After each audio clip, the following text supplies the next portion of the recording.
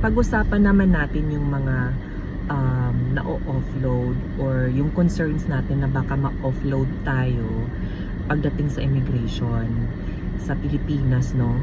Meron akong experience niyan na malapit akong ma-offload talaga. Yun yung first kong experience mag-travel abroad pa Thailand. 19 years old pa ako noon. So, ang litid kong tao, tapos naka-backpack lang ako. So, syempre, yung immigration officers na nandun ay nag-aalala sa akin kung anong gagawin ko dun sa Thailand. 19 years old pa ako. Tapos, naharang ako. Sabi sa akin, papunta. Sabi ko sa Thailand, anong gagawin mo doon? Sabi ko, magta-travel. Alam ba to ng magulang mo? Sabi ko, oo, alam naman. Sabi, tawagan mo daw yung magulang mo. Gusto lang namin marinig kung alam ng magulang mo na lalabas ka ng bansa. Tinawagan ko naman kasi college student pa ako noon eh. Tapos sabi niya, tapos magkano pera mong dala? Hindi ko naman napakita yung pera ko noon, pero sabi ko meron naman akong enough na pera, tapos meron naman akong mga cards with me, like debit card.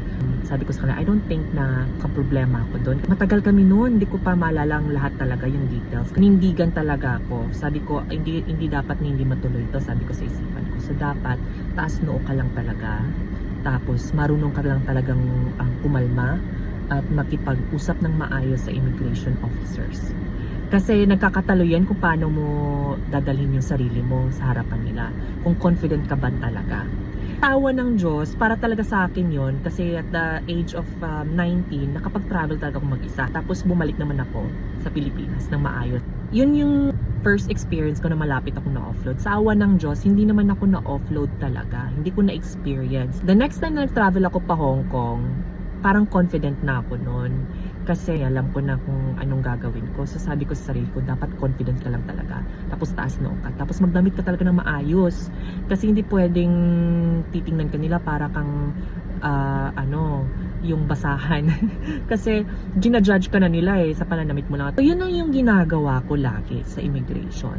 So dapat lang talaga, yung tips ko lang, yon aside sa taas noo ka, tapos confident ka, tapos maayos ka lang salamuha at makipag-usap sa mga immigration officers, dapat prepared ka din.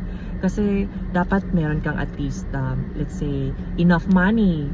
Depende sa'yo, dapat at least 20,000 pesos, no? Or nakapa-change ka na into dollars or currency ng bansa ng pupuntahan mo. Tapos meron kang mga cards na dala, like credit card or debit card. Tapos may return ticket ka talaga at hotel accommodations. Alam ko, nakakatakot humarap sa immigration, pero masarap yung feeling na nakakasalamuha ka sa kanila na confident ka. Tapos nalampasan mo yon. Tapos pag tuloy-tuloy na yan, maayos lang yung record mo sa passport mo, may tatak ka, na umuwi ka ng maayos, hindi ka talaga nag-TNT. Sa susunod na mga flights mo, tuloy-tuloy na yan, wala nang ganong questions talaga. Dapat prepared ka lang yung flights, return ticket mo, yung bookings mo, insurance. So yung insurance, travel insurance, importante yan. Pero hindi lang yung travel insurance, dapat may life and health and medical insurance ka din ha. Kasi importante yan. Tapos enough money. Yung itineraries mo, yung saan ka pupunta, yung bookings mo and everything. Yung contact person mo doon kung meron ka. So yun, enjoy traveling. God bless!